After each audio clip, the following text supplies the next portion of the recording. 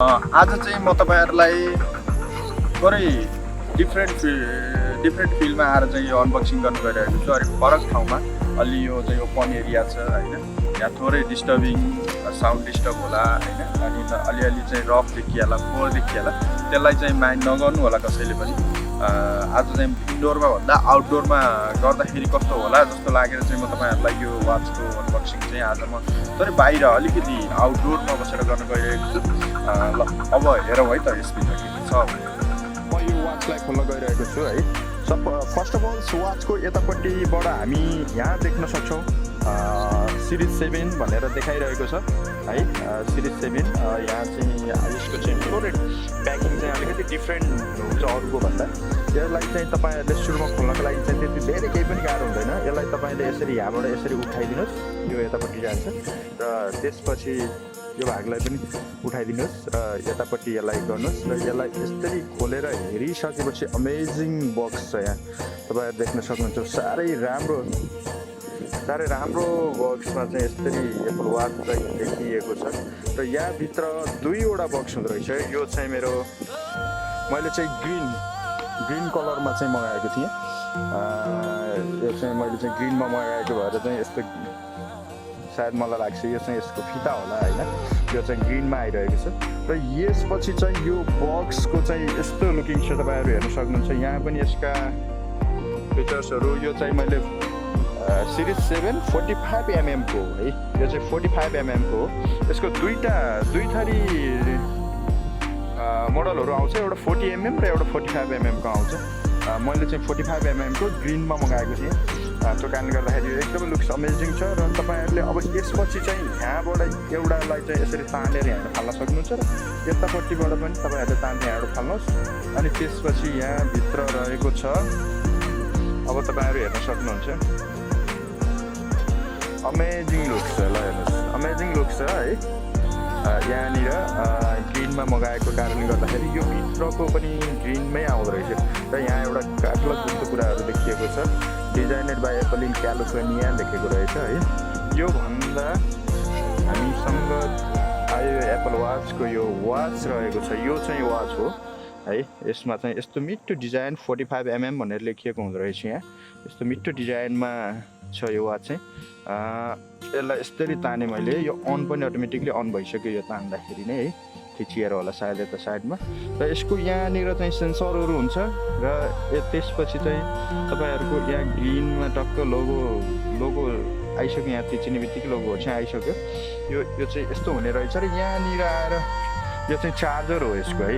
Charger चाहिँ यसरी आउँछ, पछि यसमा टच गराउने टाइपको चार्जर हो। यो पनि म तपाईँहरूलाई देखाउँछु र योभन्दा अगाडि चाहिँ तपाईँहरूलाई म यसको मुनि अर्को बक्समा चाहिँ के छ भनेर देखाउन गइरहेको छु। यसको मुनि अर्को बक्समा यसको यहाँनिरबाट यसरी खोल्न मिल्छ है, यहाँनिरबाट। र यसमा पनि रहेको छ एप्पल वाच भनेर रहेको छ। यसमा यस्तो प्रकारको फिताहरू चाहिँ दिइएको छ है। मैले चाहिँ यो ग्रिन कलरमा मगाएको भएर चाहिँ यो एकदमै राम्रो चाहिँ मेरो चाहिँ फेभरेट कलरै ग्रिन हो, त्यो भएर मलाई एकदमै राम्रो लागिरहेको छ। यसमा चाहिँ दुईवटा फेताहरू हुँदो रहेछ, तपाईँको एउटा लामो हुँदो रहेछ एउटा छोटो हुँदो रहेछ, दुईवटा फेताहरू छ यसमा। र अब म चाहिँ यो घडीलाई फिट गर्न गइरहेको छु। तपाईँहरूले यस्तो त्यो पत्तालाई निकालेर, मेरो चाहिँ नारी अलिकति सानो छ त्यो कारणले गर्दाखेरि म चाहिँ छोटै पत्तालाई चाहिँ युज गर्छु है। र त्यसपछि यसलाई निकालेर यहाँनिरबाट कसरी छिराउन मिल्छ भने यसलाई म पनि थोरै कन्फ्युज छु, त्यो कारणले गर्दाखेरि हेर्नु नै पर्छ है। यसरी लगाउनु भएको छु। यहाँनिरबाट यसलाई यसरी छिराइयो भने यो गरेर सेट हुन्छ र यसलाई पनि यहाँनिरदेखि यहाँनिरबाट यसरी ट्याक्क छिराउँदाखेरि चाहिँ यो फिट भएर लक भएर बस्छ है। यो चाहिँ लक भएर बस्छ, यो अन भइसकेको अवस्था छ। र यो घडी चाहिँ अब यसको विषयको कुरा गर्दाखेरि यसका फङ्सनहरूको विषयमा चाहिँ के हो भने यहाँनिर यसको सेन्सरहरू हुन्छ। यसले अहिलेको मैले आफूले बुझेअनुसार चाहिँ पहिलाकोमा चाहिँ यो सबै फङ्सनहरू भन्दा यसमा अझै केही फङ्सनहरू चाहिँ बढाएर पठाएको छ भन्ने कुरा चाहिँ मैले सुनेको छु। र अब यसमा आउने कुराहरू भनेको यो चाहिँ हाम्रो चार्जर भयो, यो चाहिँ चार्जर हो, चार्जर चाहिँ आउँछ यसमा। त्यसपछि चाहिँ यिनै चिजहरू एकदमै राम्रो वाच रहेको छ यो एप्पल वाच सिरिज 7 45mm मा चाहिँ मैले लगाउन गइरहेको छु। तपाईँहरूले पनि यदि राम्रो लाग्छ, इच्छा लाग्छ एप्पलको घडी लगाउनलाई, तपाईँले एप्पलको मोबाइल तपाईँसँग छ भने चाहिँ एकदमै बढी फेथफुल छ यो चाहिँ।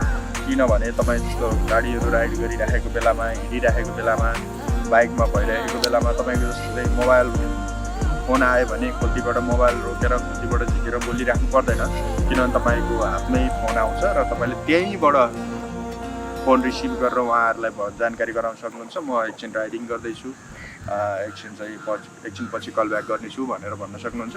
र त्यसरी चाहिँ धेरै यसको फङ्सनहरू चाहिँ धेरै छ। मैले पनि युट्युबमा हेरेर मैले पनि सबै कुराहरू सिक्नु नै छ। र तपाईँहरूलाई एउटा मेन कुरा के जानकारी गराइदिनु गइरहेको छु मैले भने, यो घडी चाहिँ मैले मगाएको चाहिँ gadget.पोखरा GAG.पोखरा भनेर पोखरैको मैले इन्स्टाग्राममा चाहिँ भेटेको हो। उहाँलाई चाहिँ पोखरैको मान्छेले चाहिँ त्यो gadget.पोखरा चलाउनु हुँदो रहेछ र हामीलाई सजिलो पनि पोखरा भइसकेपछि सजिलो पनि हुन्छ। र अरू पनि ठाउँहरू छ जस्तो घडीहरू लिनको लागि सोर्स लगायतका अनलाइन सपिङको लागि भएका धेरै ठाउँहरू छन्।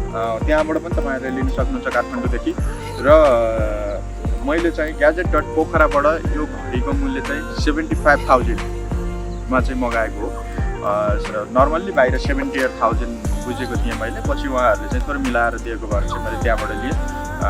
त्यो कारणले गर्दाखेरि तपाईँले पनि लिन चाहनुहुन्छ भने उहाँसँग लिँदा हुन्छ।